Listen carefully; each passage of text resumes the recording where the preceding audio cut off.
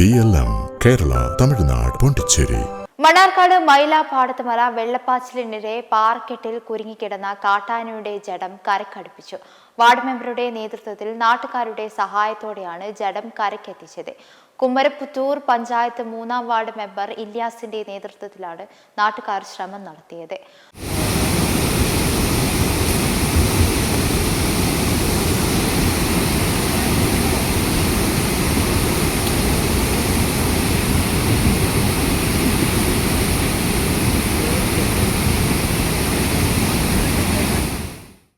മണ്ണാർക്കാട് മൈലാപ്പാടം കുരുതിച്ചാലിലാണ് ഇന്നലെ കാട്ടാനയുടെ ജഡം ഒഴുകിയെത്തിയത്.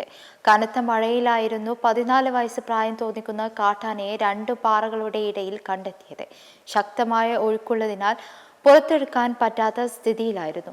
2 ദിവസത്തെ പഴക്കമുണ്ടെന്ന് വനം വകുപ്പ് ഉദ്യോഗസ്ഥർ പറഞ്ഞു. ഫയർഫോഴ്സും വനം വകുപ്പും എല്ലാം സ്ഥലത്തെത്തിയിരുന്നെങ്കിലും കാട്ടാനയുടെ ജഡം എങ്ങനെ കരക്കെത്തിക്കുമെന്നുള്ള ആശങ്കയ്ക്കിടെയാണ് വാർഡ് മെമ്പർ ഇല്യാസിന്റെ നേതൃത്വത്തിൽ നാട്ടുകാർ ജഡം കരക്കെത്തിക്കാൻ മുന്നിട്ടിറങ്ങിയത്. മണിക്കൂറുകൾ നീണ്ട പരിശ്രമത്തിനൊടുവിലാണ് ജഡം കരക്കടുപ്പിച്ചത്.